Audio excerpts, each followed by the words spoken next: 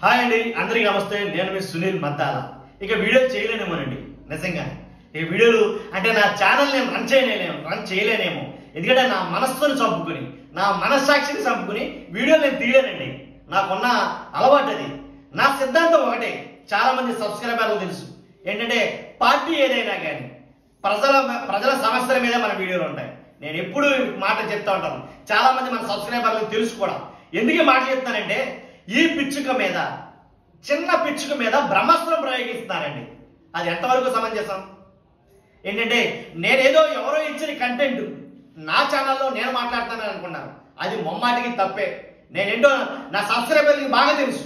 ఎందుకంటే ఏ పార్టీ అధికారంలో ఉంటే, ఏ పార్టీ 5 సంవత్సరాలు అధికారంలో ఉంటుందో ఆ పార్టీకి తరపున, ఆ పార్టీలో ఏదైతే తప్పొప్పులు ఉన్నాయో, ఆ పార్టీ వల్ల ప్రజలకు ఏ సమస్యలు ఉన్నాయో వాటిని ఎత్తి చూపించి మాట్లాడడం నాకు ఉన్న అలవాటు.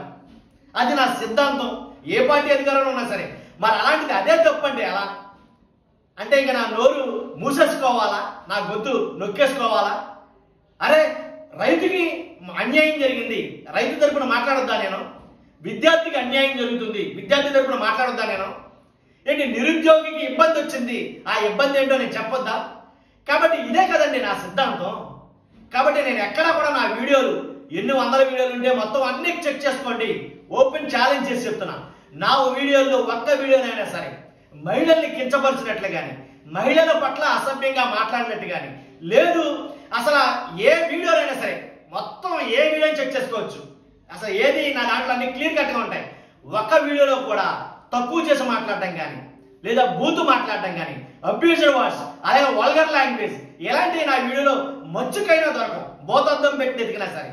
అది మన సబ్స్క్రైబర్లకు బాగా తెలుసు, వాళ్ళకి తెలియకపోవచ్చు. నా పేరుని యాడ్ చేసిన వాళ్ళకి తెలియకపోవచ్చు.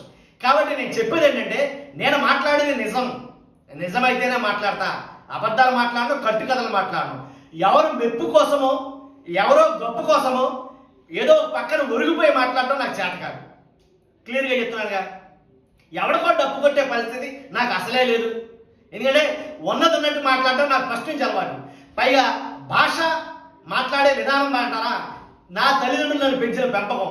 ఎందుకంటే స్త్రీల పట్ల కానీ, పెద్దల పట్ల కానీ గౌరవం ఎలా ఇవ్వాలంటే నా తల్లిదండ్రులు పెంచిన పెంపకం, నాకు వచ్చిన విధానం అలాంటిది. కాబట్టి ప్రతిపక్ష నాయకుల గురించి మాట్లాడినా, అధికార పక్ష నాయకుల గురించి మాట్లాడినా, ఎమ్మెల్యేల గురించి, మంత్రుల గురించి, ఆఖరికి వార్డు కౌన్సిలర్లు కానీ ఎవరి గురించి మాట్లాడినా ఏంటి, గౌరవాన్ని సంబోధించడం నాకు ఉన్న అలవాటు.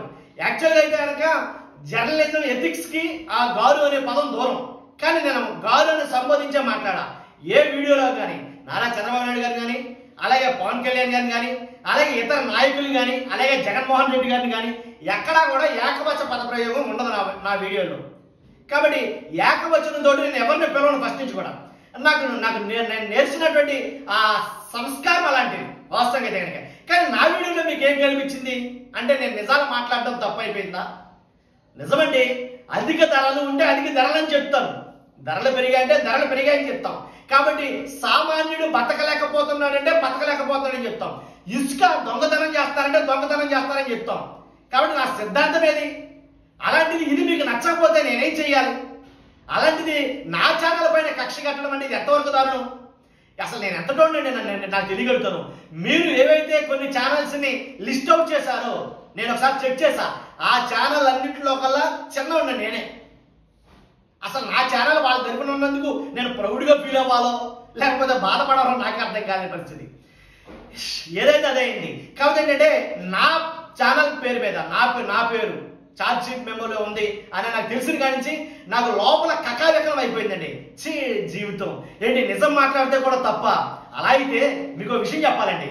జగన్మోహన్ రెడ్డి గారి హయాంలో, వైఎస్ జగన్మోహన్ రెడ్డి గారి హయాంలో నేను మాట్లాడిన వీడియోలు, అంటే జగన్మోహన్ రెడ్డి గారి హయాంలో జరిగిన తప్పులు, ప్రజల పడుతున్న బాధలు, ప్రజల సమస్యలు నేను ఎత్తి చూపించినటువంటి వీడియోలు 200-300 ఉంటాయి. అలాగైతే కనీసం నా మీద వైఎస్ జగన్మోహన్ రెడ్డి గారు తక్కువలో తక్కువ 50 కేసులు వేయాలి నా మీద. నేను మాట్లాడిన వీడియోలన్నీ కనుక వాళ్ళు కరెక్ట్గా బేరిచ్చేసుకుని చూస్తే కనుక ఎప్పుడు ఏం లేదే అలాంటిది. ఇంకొక రకంగా తక్కువే. అసలు ఈ ప్రభుత్వ అధికారంలో వచ్చి 4 నెలలు అయింది. నేను ఇంకా సరిగా అసలు వీడియోలే చేయలేదు, సరైన వీడియోలు ఎక్కాను. కాబట్టి అప్పుడే నా మీద ఇలా టార్గెట్ చేయడం నన్ను కరెక్ట్ కాదేమని అనిపిస్తుంది. కాబట్టి ఎందుకు చెప్తాను ఈ వీడియో అంటే కనుక, నా వీడియో చూసి నన్ను అభిమానించే వాళ్ళు చాలా మంది ఉన్నారండి మీలో.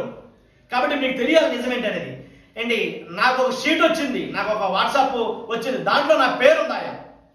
కాబట్టి నేను చేసే వీడియోలు ఎలా ఉంటాయో మీకు తెలుసాయి, నేను చెప్పనవసరం. కాబట్టి ఎలాగంటే ఎవరో సజ్జల గారి నుంచి డబ్బులు వచ్చినాయి అని చెప్పేసి ఇలాంటి వాళ్ళు ఇచ్చారని చెప్పేసి అలాంటి కంటెంట్లు మనకు నచ్చదు అసలు. ఇలాంటి అలా డబ్బు కొట్టడాలు, ఏదో వాళ్ళు చెప్పారని వాళ్ళ కంటెంట్ వీళ్ళ కంటెంట్ మోయడాలు మనకు అసలు జరగని పని అయ్యాయి. అలా ఇమడలేకే కదండి నేను జర్నలిస్ట్ వృత్తి నుంచి బయటకు వచ్చింది. అలా ఇమిడిపడం అయితే నేను ఈనాడులోనే చేద్దును. నేను బయటకు వచ్చేసింది దానికి, నేను చేయలేక మానేసింది దానికి అంటే నా మనస్సాక్షిని నేను చంపుకోలేనండి ఫస్ట్ ఆఫ్ ఆల్.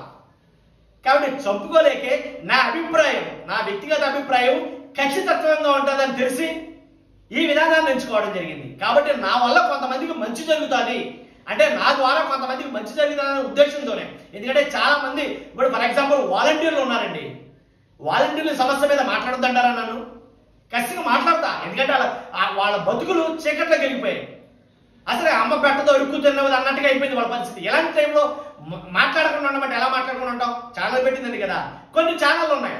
ఎలా అంటే ఏ పార్టీ అధికారంలో ఉంటే ఆ పార్టీకి ఒరిగిపోయి మాట్లాడుతూ ఉంటారు. చచ్చా నేను అసలు అలా చేయలేనండి, నేను అలా చేయలేను. అలాగా ఏంటి బతుకు ఏదో సామి చెప్పినట్టు అంటే ఎవరో ఆ అధికారంలో ఉంటే వాళ్ళ పక్కకి చేరిపోయి వాళ్ళ పక్క ఒరిగిపోయి వాళ్ళకి డబ్బు కొట్టి వాళ్ళకి జేజేలు పలికి దండలేసి ఈ ఏర్పాట్లు నేను చేయలేనండి వాస్తవంగా అయితే కనుక. అవసరమైతే వదిలేసుకుంటానేమో కానీ కాబట్టి నిజాన్ని నిర్భయంగా మాట్లాడాలని ఉద్దేశం అది. కాబట్టి 100% అలాంటప్పుడు ఎలాంటి నా బోటి చిన్నోడి మీద కూడా ఎలాంటి ప్రయోగాలు అంటే అది కరెక్ట్ కాదేమో అని అనిపించింది నాకు.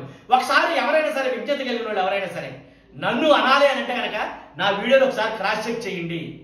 ఒక్క వీడియో చెప్పండి, అసలు అన్ని వద్దు. ఒక వీడియోలో ఒక మాట, ఒక పదం మాట్లాడ కాదండి, ఒక పదం పట్టుకోండి తప్పుగా. సమస్య లేదు అసలు సునీల్, సమస్య లేదు దాంట్లో. కాబట్టి చాలా ఖచ్చితంగా ఉంటాం, దాంట్లో ఎలాంటి డౌట్ లేదు. తప్పైతే తప్పని చెప్తాను నిరభ్యంతరంగా, మా మాట లేదు దీంట్లో. మరి అప్పుడు నేను జగన్మోహన్ రెడ్డి గారి గురించి మాట్లాడినప్పుడు అప్పుడు చాలా మంది జేజేలు కొట్టారే, చాలా మంది హ్యాపీగా ఫీల్ అయి ఉంటారు. అప్పుడు మరి అప్పుడు నచ్చిన వాడిని ఇప్పుడు నేను ఎందుకు నచ్చడంలా? అప్పుడు నచ్చితే ఇప్పుడు నచ్చాలి కదా నేను, ఇప్పుడు ఎందుకు నచ్చట్లేదు? ఎక్కడో ఉండేవాడిని నన్ను తీసుకెళ్ళి దాంట్లో పెట్టలేదు ఎంతవరకు సమంజసం. కానీ ఏం తప్పు కనిపించిందని నా వీడియోలో సబ్స్క్రైబర్లు కూడా చెక్ చేయొచ్చు. అసలు ఏ ఒక్క వీడియోలో తేడా ఉంటుందేమో, ఏ వీడియో తేడా ఉందండి నాకు తెలుసు 100% నేనేంటనేది. కాబట్టి నేను పెట్టే ప్రతి వీడియో కూడా వాస్తవాలకు చాలా దగ్గరగా ఉంటాయి, వాస్తవాలు మాత్రమే నా వీడియోలు ఉంటాయి, దాంట్లో ఎలాంటి డౌట్ లేదు. కాబట్టి అది మీకు కంటగింపుగా అనిపిస్తే నేనేం చేయలేను ఆ విషయం. ఒకసారి నిప్పు కాలుస్తూ ఉంటుందంట ఒకసారి. కాబట్టి నేను ఎందుకు చెప్తానంటే నా ఛానల్ పేరుని చాట్ మెమోలో ఉంది అనేది తెలియగానే నాకు చాలా ఇది అనిపించింది. అయ్యానికి చాలా మంది సబ్స్క్రైబర్లు నాకు చెప్తానే ఉన్నారు ఆల్రెడీ నేను పెట్టిన ప్రతి వీడియోలో, అన్నా నువ్వు కొంచెం స్ట్రైట్గా మాట్లాడుతున్నావు, అన్నా నువ్వు కొంచెం స్ట్రైట్ ఫార్వర్డ్గా మాట్లాడుతున్నావు, ఇబ్బంది పడతావేమో, లేనిపోతే ఇప్పుడు అదే నచ్చటం లేదు. అలా స్ట్రైట్ ఫార్వర్డ్గా మాట్లాడే వాళ్ళే నచ్చటం లేదు, నిజాయితీగా మాట్లాడే వాళ్ళే నచ్చటం లేదు, జెన్యున్గా మాట్లాడే వాళ్ళే నచ్చటం లేదు. కాబట్టి ఇబ్బంది పడతాను. ఏదైనా కానీ నా పందాలే మార్చుకోవాలండి, ఎలా మార్చుకోమంటారండి? కాబట్టి నేను మాట్లాడేది తప్పు అయితే అనుకోవచ్చు, పోయి తప్పు కాదు కదా, తప్పు కానప్పుడు ఎలా మార్చుకుంటాం? కాబట్టి నేను చేసింది తప్పు అని అనుకోవడం అది ఎంతవరకు సమంజసం నాకు అర్థం కాల. కాబట్టి ఎలాంటి పరిస్థితి వస్తుందని నేను ఊహించలేదు అసలు, కానీ వచ్చింది. కాబట్టి చూస్తున్నా మీరు అందరూ కూడా విజ్ఞత కలిగిన వాళ్ళు మీరు. నేనేంటో నాకన్నా బాగా మీకే తెలుసు, ఎందుకంటే నాతో పాటు ట్రావెల్ చేస్తారు చాలా కాలం బట్టి. కానీ ఖచ్చితంగా మీ అభిప్రాయాలన్నీ కూడా 100% ఖచ్చితంగా తెలియజేయండి. పరిస్థితి అయితే ఎలా ఉంది ఇంకా క్లీన్ కట్గా వెళ్ళాలి. కానీ ఏంటంటే సర్లే ఇప్పటి వరకు అయితే కనుక ఈ విషయాలు మీకు చెప్పాలనే ఉద్దేశంతో నేను మీ ముందుకు రావడం జరిగింది. అలాగని వీడియోలు ఏమి ఆగవు. చూస్తున్నా మీరు అందరూ కూడా మర్చిపోద్దు. Thank you very much.